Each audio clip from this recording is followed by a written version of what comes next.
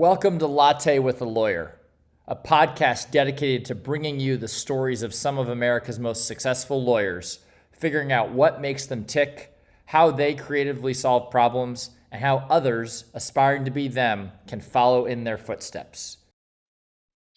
Okay, everybody, welcome to another episode of Latte with a Lawyer. I'm your host, Jonathan Brinkman, and this afternoon we have with us Don Kudler from Kudler in Las Vegas. Nice to have you. Thank you. Nice to get this started. Yeah, absolutely. Well, I guess it's still the morning there because you're in Las Vegas, right? So it's what, 11:15 or so. Yep. Excellent. Good. So maybe you're drinking coffee. Keep with our theme, Latte with a Lawyer. What's your morning beverage of choice? Well, if I'm going to drink coffee, it's going to be just straight black coffee, maybe an espresso. Got a machine at home, so we want coffee. We make coffee when we want it. All right, good.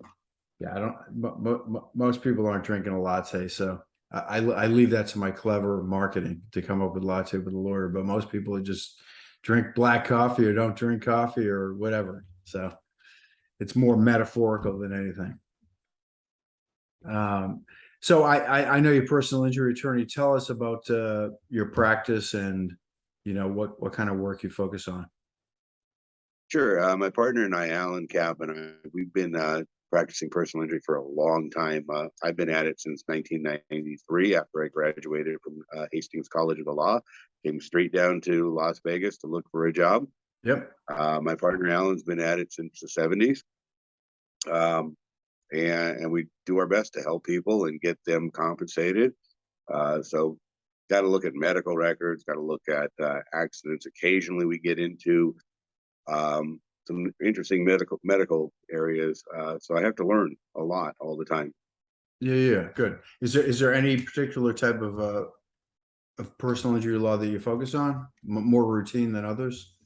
Yeah, mostly we do car accidents. There's just a lot of those slip and falls, trip and falls. Do the occasional assault and battery. Recently, I've been branching out into, although it's not exactly personal injury, it's related, doing VA benefits. So I'm taking my skill as a personal injury attorney and trying to help the veterans that have, fought for us and defended our rights. Got it. Well, civil litigation, right? In other words, helping them get an award for. Yes, and a lot of the same skills, understanding medical records, presenting evidence. It's not trials, but there may be appeals or written documents saying here's why the VA was wrong in denying benefits or limiting benefits. Yeah. And I would imagine, just like with insurance, there's a lot of resistance, right, to providing benefits to people. Oh, absolutely. Especially insurance companies, they're not there to be nice. They're not there to give you a handout. They're there to make money. Right. The more money they pay out, the less money they make. Right. Collect premiums and don't pay out awards. Yep.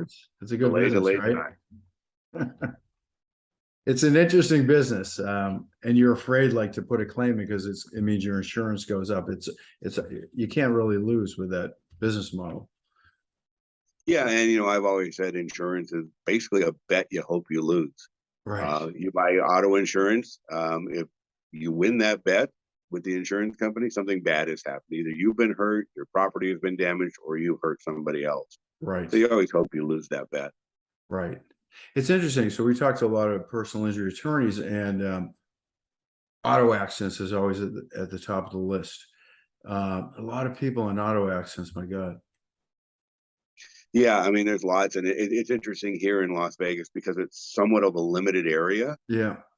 There are certain corners, like the intersection of Decatur and Sahara is just known to be a dangerous corner. It always has been since I've been practicing since 1993. So for 30 years now, lots of accidents at that intersection.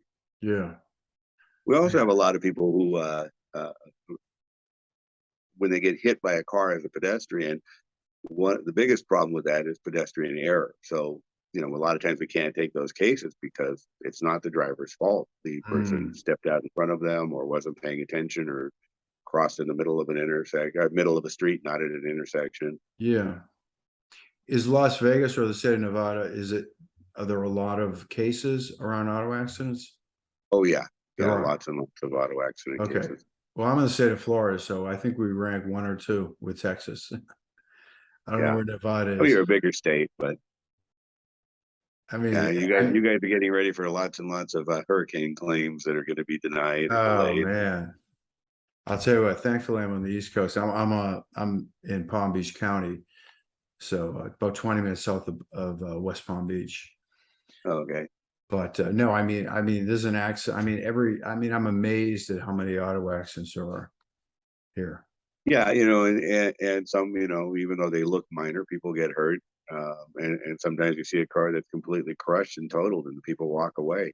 Right. The amount of damage doesn't necessarily coincide with how hurt that person is.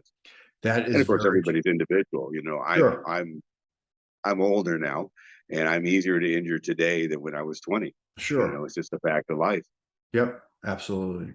Yeah. No, I know cars are designed to literally take all the blow, right? So they crumple, which is a good thing because that means the force isn't being transferred through the Right. person, right?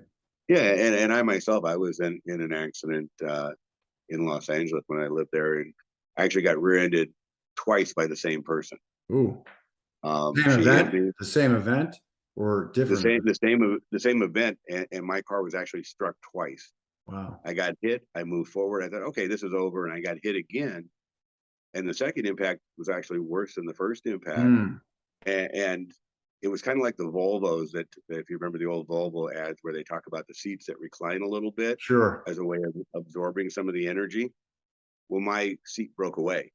Oh, So I ended up laying down.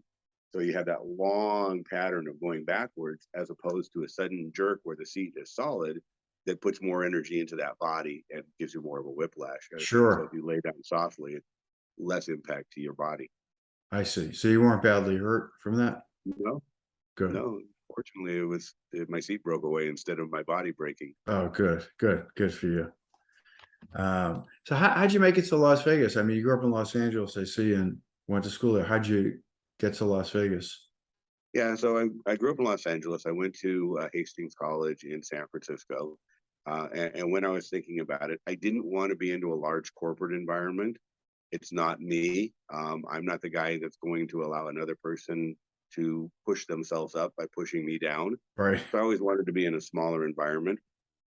And I also wanted to be, originally, I didn't want to litigate. I wanted to do wills and trusts and wealth planning. Yeah. And actually, a lot of my schooling went towards that, corporations and things. And I fell into litigation, and I like it. So I came to Las Vegas initially because I wanted to be into an environment that I could grow into my own firm quickly, and not be in a large corporate setting type a law firm. Okay. You know, I saw your background. It looks like you did a business degree, did MBA as well. Yeah, I've got a bachelor's in actually information systems. I'm a computer guy. My master's is in the same, and then I decided, well, let's do law, and so took a year and a half off after my MBA, worked, got some life experience back then, and then went to law school. Yeah, that's a big shift. So I mean, why'd you make that transition?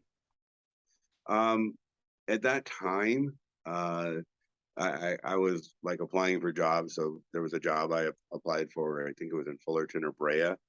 It says no experience needed. I said, great. I don't have that much experience. I Sounds just like got the out of army. school. No experience. I Huh? Yeah. right. I applied for the job and I never got a call. And here I am sitting with, a good degree and everything. And I was like frustrated. So I called them. I said, well, why didn't you call me? They said, well, yeah, the job was no experience necessary, but we had over 200 applications, most of them with 3 or more years experience. So here I am, I'm competing in this market at that time with people with experience. How am I going to get a job, any decent job? Right. I mean, I did computer operations and things, but no programming and no design. So it didn't fit for me. And I decided, well, you know what, I'm going to shift over to the law. Yeah. Well, that's quite a change, though. Again, so I mean, did you ever think about? You must have thought about becoming a lawyer at some point along the way. Oh yeah, yeah. I mean, being a lawyer is always something I thought about. I come from a business world. My dad was a small businessman. never wanted me to take over that business. It was a rough business. But so I always thought about working business. My cousin also has an MBA and a JD. So there's always been this interest in law Oh, I and see. doing Yeah, things. And then I said, okay, well, let's go ahead and do the law thing instead of waiting. very good. And you found your passion in personal injury law. Yeah. And now, like I said, now that I've done that a long time, I also want to help these veterans out because they're worthy of our help. Let's just put Got it it. that way. They're definitely worthy. They put their lives on the line for us, so I could put some effort out for them. Oh, so that's so today that's where you shifted your focus. No, I'm still working in the personal injury, but I'm also doing the VA benefits as well. Okay.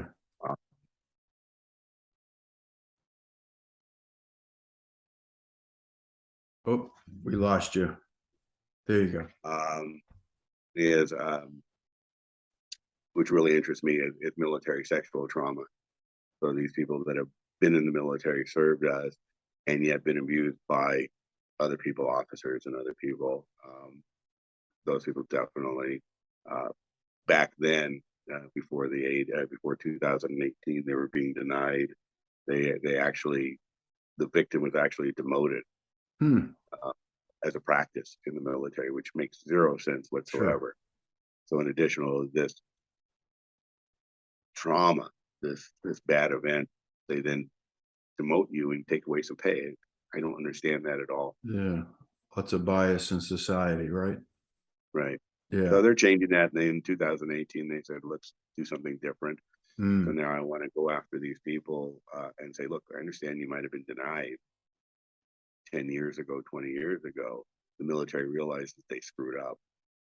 And now they want to make you whole or attempt to make you whole. I don't think anybody who's ever suffered any sexual trauma, military or otherwise, was ever made whole by money. Right. Yeah, of course. So I would imagine Nevada has a big veteran population. Yeah, I mean, we do have McCarran, excuse me, not McCarran. We do have the Air Force Base here. Yeah. Ellis. We do also have one a little bit farther north. There's another Air Force Base. We have a big VA hospital here, O'Callahan Hospital, that is a newer facility. So yeah, we do have that. And because I'm certified with the VA, I'm not limited to representing people in Nevada as I am with my law, with my I see, license. because that's federal. Yeah. Right. And it's a different system. If I were to represent somebody in federal court, I still have to get licensed in that court.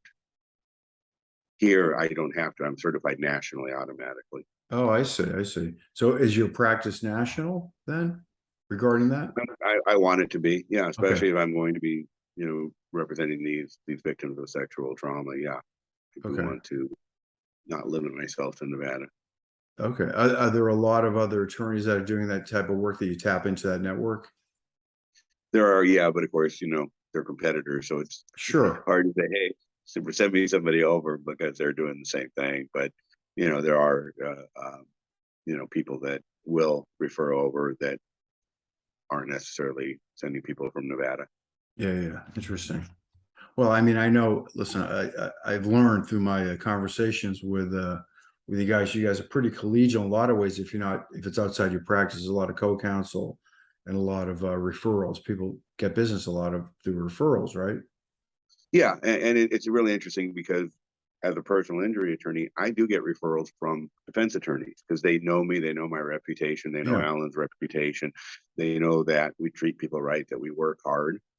And so, especially when I started in 1993, now mind you, my bar number is 5041, which means that there were only 5,000 or so, a little over 5,000 attorneys before me ever. Right, sure. In the state of Nevada. So it was really small. So in Southern Nevada, when I started, there were probably not even 3,000 attorneys. Of those, maybe 900 or so personal injury people. And so we had these relationships. Like back in '94 when my mom died. I was on my way to go do a deposition with the defense counsel, and I got a call, and he said, "You got to come home now, get to Los Angeles." It was so such a tight community that I actually got on my cell phone, called the defense attorney, and said, "I have to be in LA." I don't even think I told them why. Right. And they said, and I can't do this deposition now. And the response was, "Okay, we'll take it off calendar." It doesn't quite work as smoothly now, because there is a bigger group of people. I've had a rare event where, it's gotten a little bit rambunctious, very rarely. But it does happen at times that, there is clashes of people. There are people I don't like. I'm sure there's people that don't like me. Sure. That's fine. But in the most cases, yeah, I can call people up and say, something's happening. Can we change this date? Or if somebody calls me and says, "Hey, can you do me a favor?" For instance, in one case, I have the other side change counsel, and the prior counsel didn't have all the records. "Hey, can you send me this stuff?" "Sure, no problem." I'm not going to make somebody go through something and go to the court and say, "Yeah, this was lost, and I want to get it from Don, and Don's not giving to me," which I don't have a duty to do. But the court can then order me. Do I want to bother the court and get the court mad at me? Right. No, because that reflects on my clients. Because if the court looks at me, I'm my client. Sure. I'm an extension of my clients. And that's true when the jury sees me. Jury looks at me and says, "Well, that guy hired Don. I don't like Don, so I'm going to blame it on that guy." Because Sure. they can't hurt me. Because, or they know they can hurt me because I get a contingency fee. So if they don't like me, they're going to take it out on my client. Got it. Wait, so how many, so there are a lot of personal injury attorneys down in the state of Nevada, right? If you were 5,041, what's the population today? Attorney wise, I think we're up to, so I was licensed in '93 as 5041. Yep. I think we're up to like 12 or 13,000 now. Okay. Bar number 12 or 13, as opposed to California, where it's in the 100,000s, but it's also a much bigger state, and more specialties, more people that do like admiralty and things that we don't do so much of here. Yeah. But surprisingly, in the desert, we have to deal with admiralty sometimes because you have the lake. So and it's growing, continue to grow. The population continues to grow there. Yep. Yeah. Southern Nevada is continuing to grow. Northern Nevada is, but not as much. Tesla moved in, so they brought in a bunch of jobs. Okay. The battery factory in around Reno. So, as big companies start to look at space, and there is no state income tax here, so that's an advantage for employees, especially higher level people. They bring them in, and then now with more people working remotely, hey, if I got a choice between living in California or living in Nevada, where I don't have an income tax, and housing is cheaper, and I don't have to show up at the office, I'm going to go somewhere it's cheaper. Sure, absolutely. Is it finally cooled down there? It's still 90s. Okay, yeah, but we don't have that. We don't have that humidity you guys have. That's correct. Yeah, 90s is probably tolerable, I would imagine there. Yeah, and you're indoors most of the time, But yeah, I was there in Palm Beach in last July. Of course, my brother-in-law said, "Hey, we're going there. Let's go hang out." Let's go to the hottest, muggiest time of the year. It's a good idea. Yeah, no, it finally broke. It's been really pleasant since that hurricane moved through. Humidity's dropped, the temperatures are much cooler, but the summer months here are pretty warm and sticky.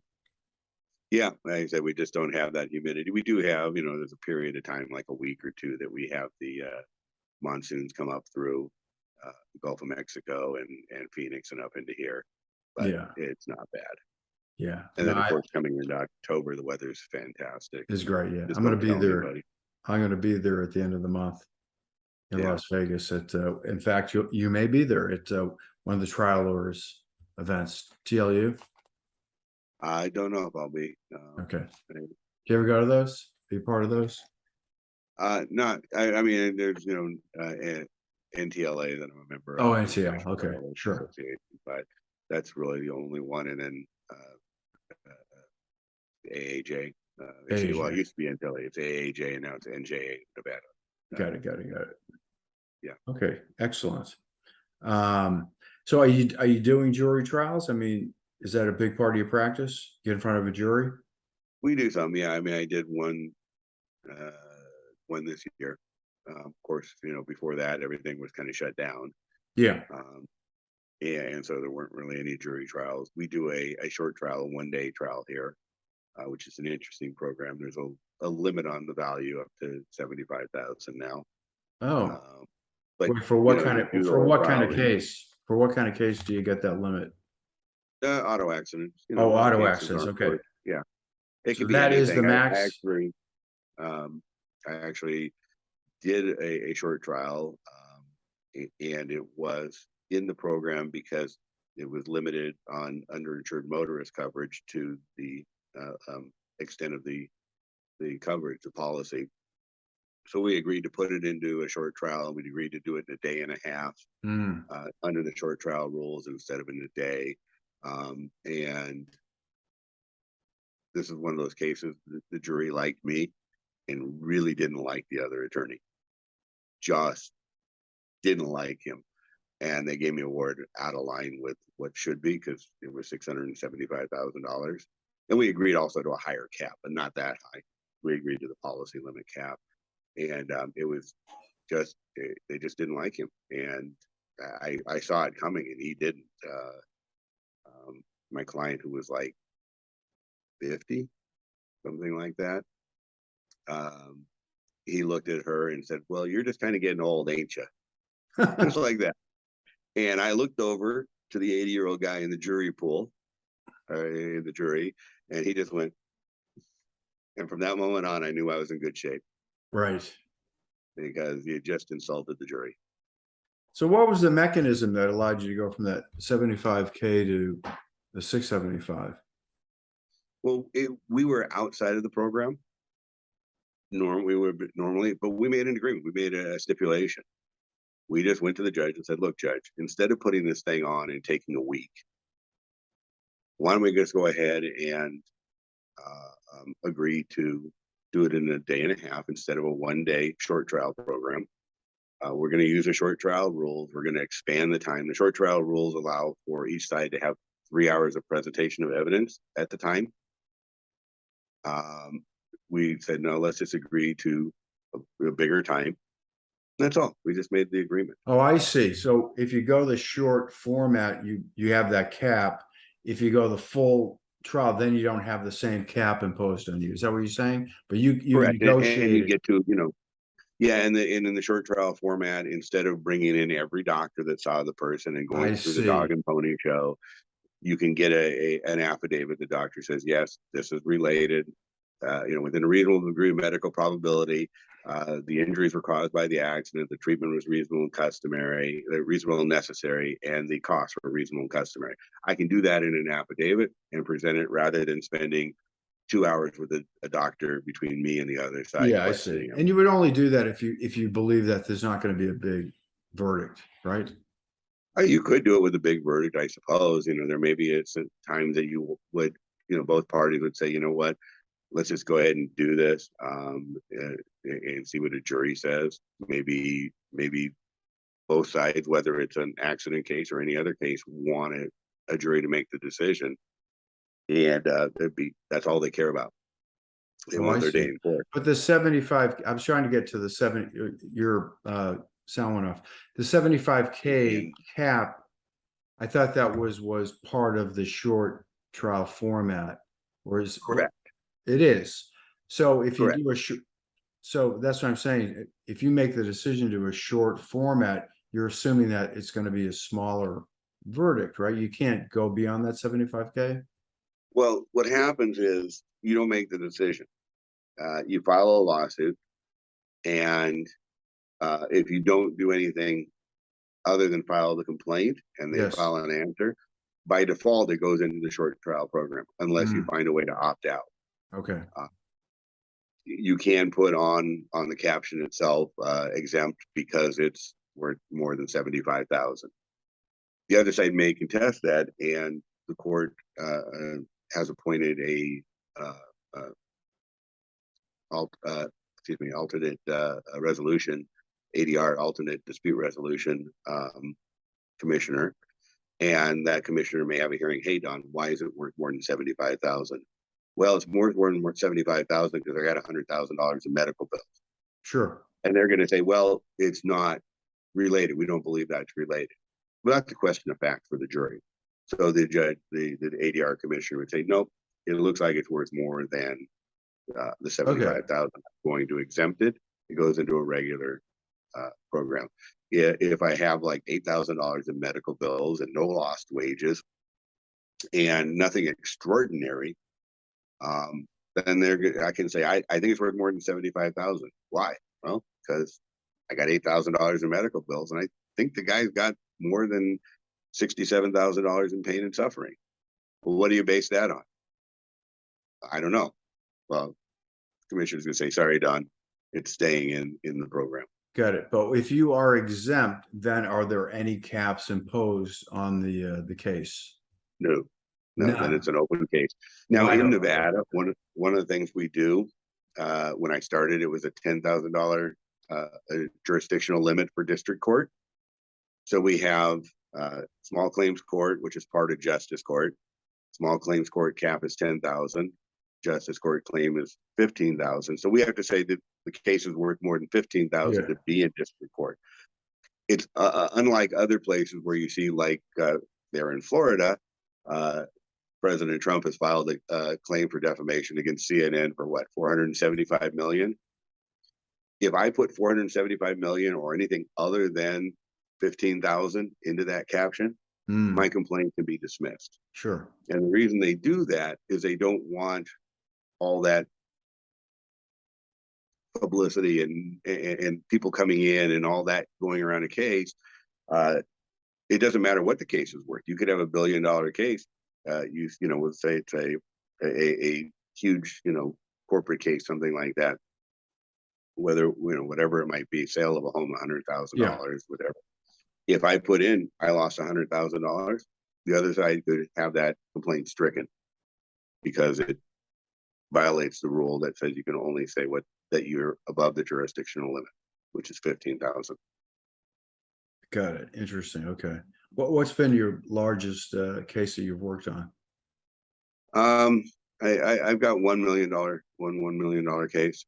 I'm working on another one right now. It's actually being appealed by us because we think the jury messed up. But that case could be worth well over that. That case could be worth into 8 digits. Also auto accident? No, that's a very weird case. My guys were electricians and they were working on a panel, and somebody had left some screws up hidden. One of the screws fell down and was just long enough to short that out and blew an arc flash and burned my guys. Not the worst burns, they're not huge burns or anything, but there's some inability on one of them to carry out his job because the burn is at the elbow, so he can't lift and pull. I see. It doesn't work. So now you have long-term medical care issues and loss. Yeah, you've got medical care, you've got PTSD issues. People think, well, it's not that big a deal. Yeah, well, if you're working around electrical stuff and you've been burned by electrical, and there was things that they'd done before, nothing should have happened if that screw wasn't up there where it didn't belong. And as a rule in Nevada, they more liberal, conservative, the jury pools? They vary. We see some awards that are very large, and we see some awards where there should be something and they defense it. Okay. And how do you get to the valuation? How do you get to the ask? How do you get there? What devices do you use? I look at it. I look at the medical bills.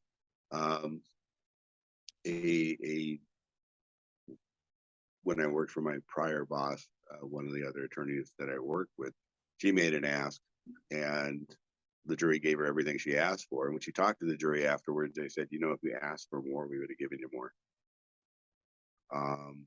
So I don't always make an ask. I say, look, those are the medical bills. Here's what they went through. You value it. I'm not going to tell you what to do.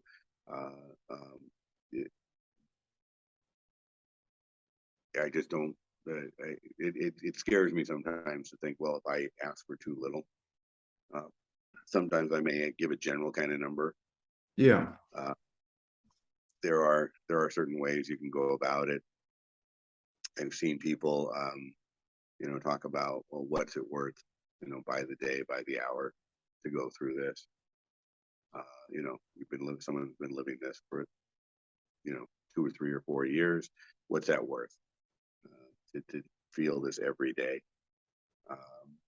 Well, do you use things like focus groups or mock trials to try to help you get data to back up your ask? I don't. You don't? I don't. Some attorneys do. We don't. Why not? It's just not, especially on the smaller case. Yeah, It's not a worth smaller it. case, I get it. But I mean, Yeah. large case where. I just haven't done it. I just Yeah. trust myself enough to know what juries are going to do and know what they may do. Yeah, just curious why. I mean, Yeah. I mean, a lot of plaintiff attorneys do that just to help, have real hard data to Right. substantiate. Yeah. So you're relying on experience and your feel for the case. Yeah, that, and my partner and I talk, and we talk about, well, what do you think it's worth? What do you think we should do? Sure. There are clients that are over the top on what they think a case is worth, and sometimes what we'll do is, if the other side offers mediation, it's a way to temper the client's expectations. Yeah. Because I'm on their side, but they hear from other people, and those other people, they are dangerous to us because, I had a client years ago, and he says, well, this other case was worth this much money. Well, that case is not the same as yours. Well, it was a fault. Okay, yeah, they were both faults. But what was that award for? What did it consist of? Right. You're in your 60s and you're retired. He was in his 20s and he's got a wage loss claim for life. Sure. How do you compare those two? So, but they hear, and they don't want to hear the explanation. So sometimes it's better to get a mediator in there, because they'll say, Don, you're just trying to settle the case because you want to make a few bucks and get rid of me. No, I want to maximize your award, but I also don't want to go in front of a jury and say, yeah, give me $1 million, because then I'm going to insult them. And then you end up with nothing. Then you end up with nothing, right? Right. Sure. Well, you're just in it for the money. Of course, everybody's in it for the money, but they get mad about it. Right. And they will get mad at me and my client. Yeah. Like you said, they could easily defend a case like that just because they didn't like the ask. Sure. So you mentioned, in the one case where you knew that they didn't like the defense attorney. When do you get tripped up? I mean, is that typically what happens if they don't like you in the courtroom? I mean, when do you get tripped up and not win, or maybe get less than what you think you should have got? I don't know, and I talk to the juries after the fact, and I don't care necessarily what they think about the case as much as I care about what I did. Yes. And I just tell them, look, I understand that you made your decision. What did I do wrong, and what did I do right? And also, well, what was it about the case you did or didn't like? A lot of times it's the clients they don't like, or they do like. They really find the case that I got the bigger award. Super nice lady. I had another case where the defense attorney tried to call my two clients, one who was an EMT and one who was a police officer, tried to call them everything in the book. You're liars, you're cheats, this and that. And didn't go over well with the jury. No. That's interesting. So you'll ask questions after every case to get feedback. Yeah, if I can get a hold of the jury, I want to know what it is that they thought about the case, why they ruled, how they ruled, it's why their verdict was, what it was based on, and what did I do wrong, if anything I did wrong. Good. And I tell them, look, you're not going to hurt me. You're not possibly going to hurt me. I got big shoulders. I'm a big boy. You're not going to insult me. If I did anything wrong, you're helping me. Sure. Because I don't want them to feel that it's an insult to me. Got it. And, yeah, I want to learn. Yeah, that makes sense. That makes a lot of sense. All right, well, good. Go ahead. No. That I was going to put a wrap on it just because we spent a lot of time, but just sort of for the audience, just to finish here. What do you want to leave with the audience about your firm, about you? What's the best way to connect with you? Yeah, I mean, it's easy. We have a phone number, 702-878-8778. We use a system that you can actually send a text to that number. We do get it back to people as quickly as we can. My wife hates when I pull out the phone and return a text at 6 or 7 or 8 or 9 or 10 o'clock at night. Or our website, which is LasVegasPersonalInjuryExperts.com, because my partner and I are both certified personal injury experts in the state of Nevada. Okay. Which means we've just been doing it a long time, and we have a lot of experience, and we've tested and shown our ability and knowledge in the area. Excellent. Good stuff. Well, listen, it's been a pleasure listening to you and your approach and history. And for everybody, this is Don Kudler with Captain Kudler in Las Vegas.